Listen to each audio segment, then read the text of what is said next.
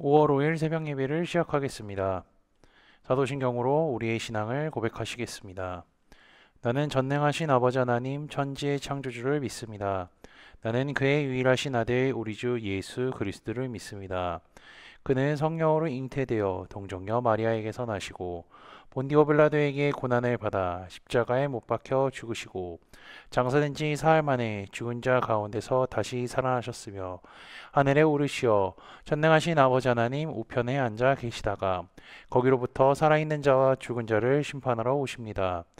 나는 성령을 믿으며 거룩한 공교회와 성도의 교제와 죄를 용서받는 것과 몸의 부활과 영생을 믿습니다. 아멘. 다 함께 찬송가 302장 찬양하시겠습니다.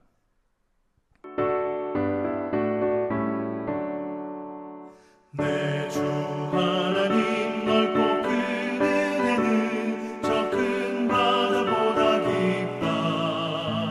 너도 다 주를 길러 깊은 데로 저 한가운데 가보라.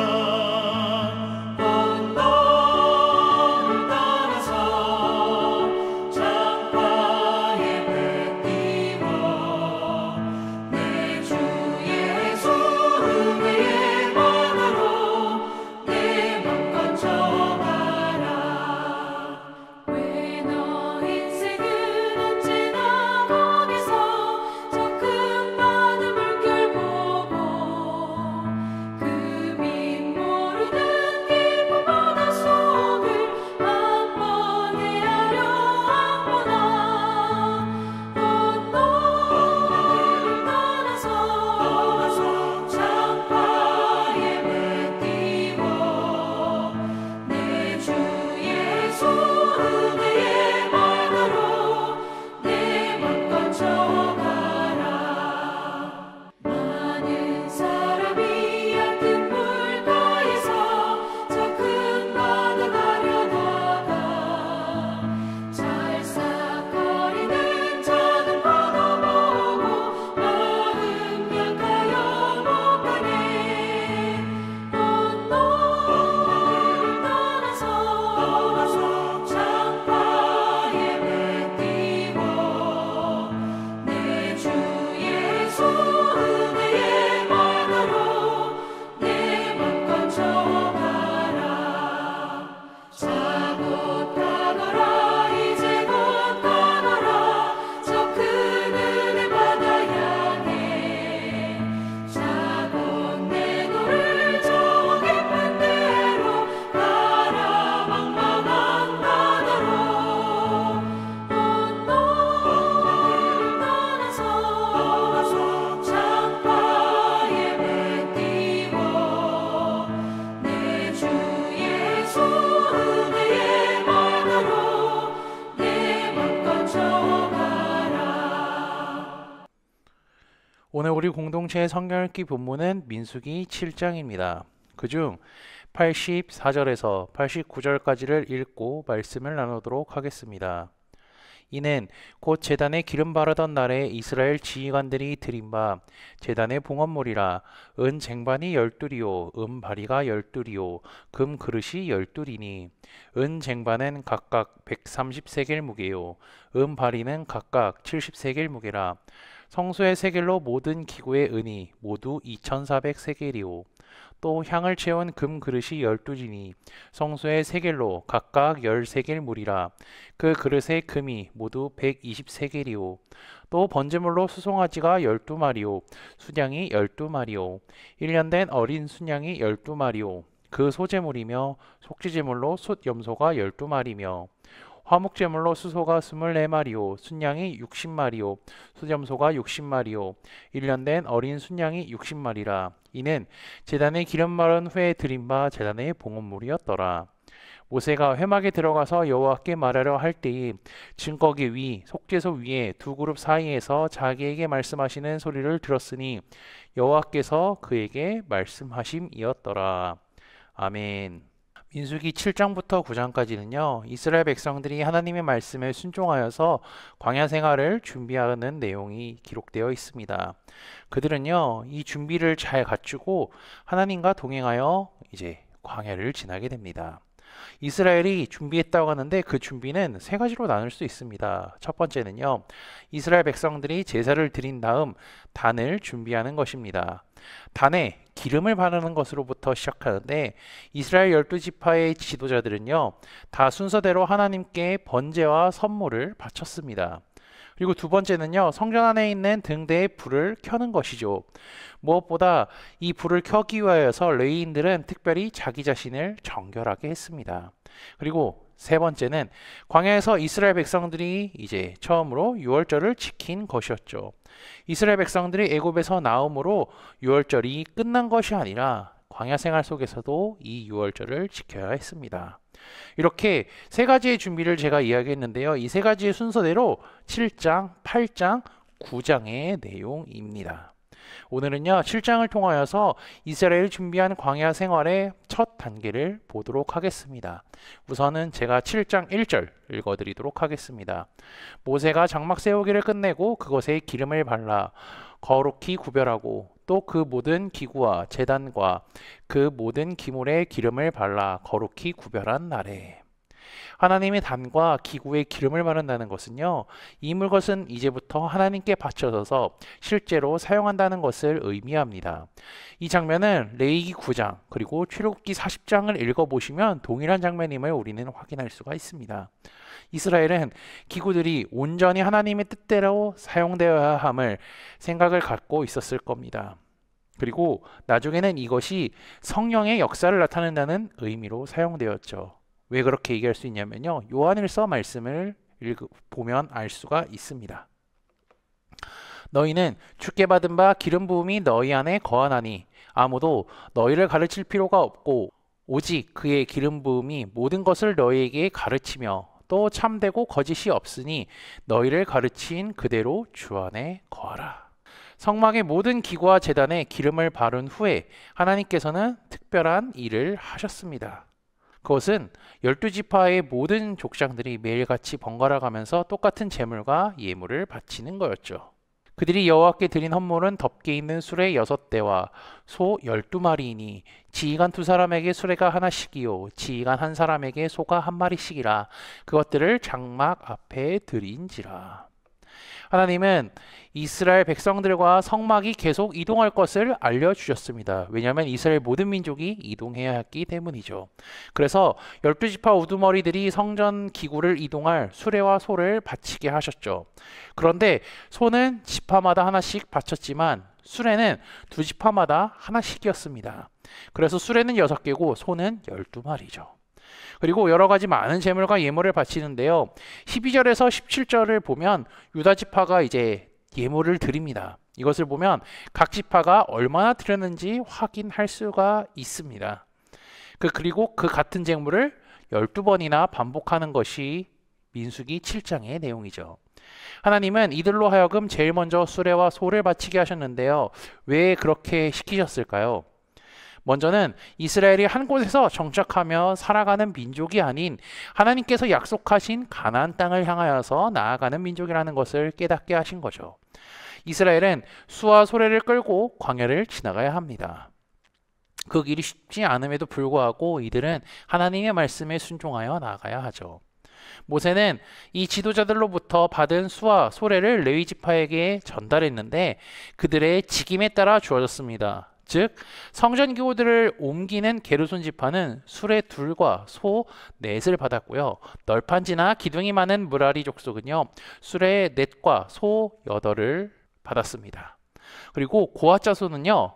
어깨에 메고 다니기 때문에 이들은 소나 수레를 받지 않았습니다. 또 한 가지 생각해 볼 것은요. 하나님께서 왜 족장들에게 이러한 예물을 바치게 하셨냐는 겁니다. 그것은 이스라엘 지도자는요, 자기 마음대로 사람들을 지도하는 자가 아니었기 때문이라는 사실입니다. 이스라엘 지도자들은 백성들을 하나님의 말씀으로 인도하는 역할을 담당했죠. 사람들은 지도자가 방향을 잡으면요, 그 지도자의 방향에 따라 따라가게끔 되어 있습니다.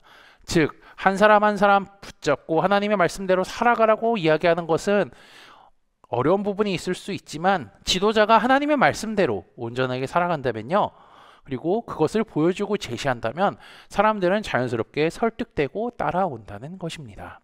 그래서 이스라엘에서는 지도자의 믿음이 아주 중요했습니다. 나중에 이스라엘 백성들이 가나안 입구까지 갔다가 다시 돌아서게 되는 것, 누구 때문에 그럴까요? 지도자들 때문이었습니다. 그리고 이스라엘 왕조를 보면요, 하나님의 말씀대로 순종했던 사람과 그렇지 않은 사람의 차이가 있는 것을 우리는 성경 말씀을 통하여서 확인할 수가 있습니다. 그리고 왕이 믿음을 갖고 있느냐, 믿음을 갖지 않고 있느냐에 따라서 백성들이 그들의 영향을 받았음을 우리는 열왕기, 역다기를 통해 확인할 수가 있는 것이죠. 결국 지도자의 신앙이 중요하며 지도자의 믿음이 흔들리면 이스라엘 전체가 흔들리게 되죠. 이처럼 하나님은 12명의 족장들을 통하여서 똑같은 예물을 바치게 하신 것이죠. 그리고 이들이 드리는 제사를 보면요, 세 가지가 등장합니다. 번제, 속죄제, 화목제가 나오죠. 번제는 가장 기본적인 제사로 하나님 앞에 모든 죄를 다 데우는 것입니다. 그리고 죄로 인하여 하나님과 인간의 법적인 관계가 회복되기 위해서는 속죄제도 필요합니다. 그리고 번제를 통하여서 죄를 태우고 속죄제를 통하여서 법적인 관계가 해결되었다면요, 화목제를 통하여서 이스라엘과 하나님 사이에 화평과 친교가 이루어졌음을 나타내야 하죠. 하나님께서는요, 이 세 종류의 제사를 족장들이 드리게 했습니다. 이렇게 했을 때 이스라엘은요, 진짜 하나님의 백성이라고 할 수 있게 된 것이죠. 이렇게 하사 지성소의 언약궤에 있는 두 그룹의 날개 사이에서 하나님의 음성이 들리게 되었습니다. 본문 89절입니다.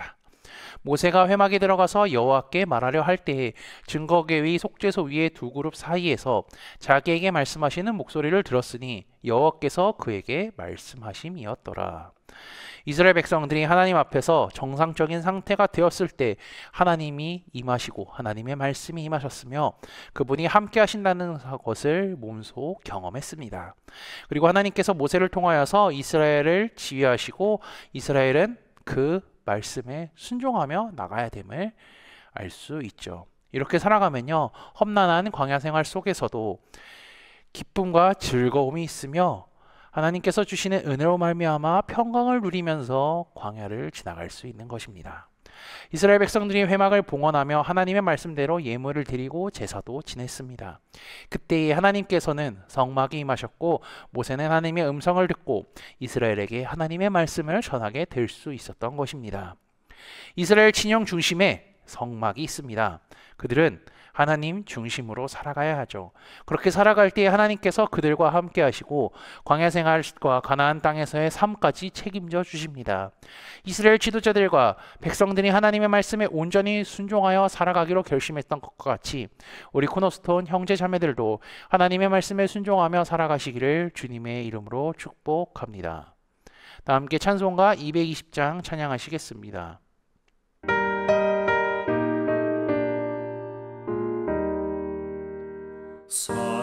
사랑하는 주님 앞에 형제자매 한자리에 그 신은혜 생각하며 즐거운 찬송 부르네. 내 주 예수 본을 받아 모든 사람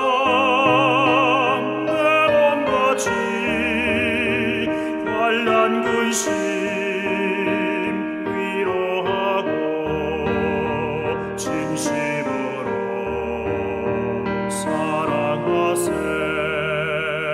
사랑하는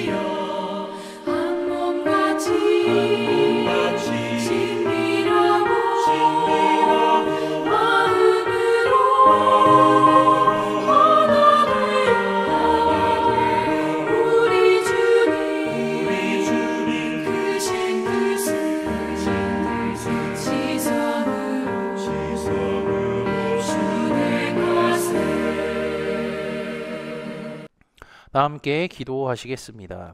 거룩하신 하나님, 찬양과 말씀으로 하루를 시작하게 하심에 감사합니다.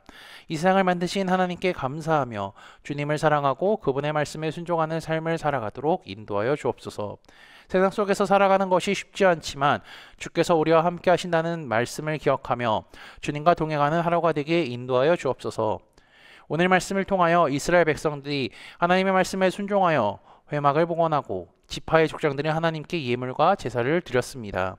이들의 순종을 통하여 이스라엘이 진짜 하나님의 백성이 되었으며 하나님 중심으로 살아갈 때 하나님께서 함께 하신다는 것을 말씀을 통해 깨달았으니 우리도 주의 말씀에 온전히 순종하며 살아가게 하옵소서. 지난주 말씀을 기억하며 기도합니다.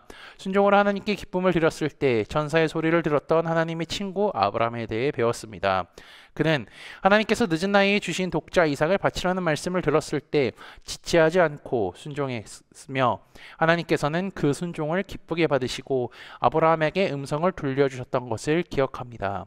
하나님께서는 자신의 백성들에게 가장 중요한 것이 순종임을 알려주셨으니 우리도 주님의 말씀에 순종함으로 하나님께 기쁨을 드리는 하나님의 친구들이 되도록 인도하여 주옵소서. 예수 그리스도의 이름으로 기도합니다. 아멘. 이 시간 합심으로 기도할 제목들을 나눕니다. 먼저 성부, 성자, 성령 삼위 하나님을 묵상하며 경배하는 삶을 살도록 기도하시고 회개와 경건한 삶을 살도록 기도하시기 바랍니다. 그리고 교회를 이끌어 가시는 사랑하는 담임 목사님과 사역자들을 위해 기도해 주시기 바라며 이번 주 금요일에 진행되는 봄 음악회를 위해 5월 둘째 주부터 시작되는 성경 공부와 목회자 세미나를 위해 소그룹원들을 위해 환우의 건강과 회복을 위해 각자 가지고 계신 기도의 제목들을 놓고 기도하시기를 바라며 오늘도 주 안에서 승리하십시오.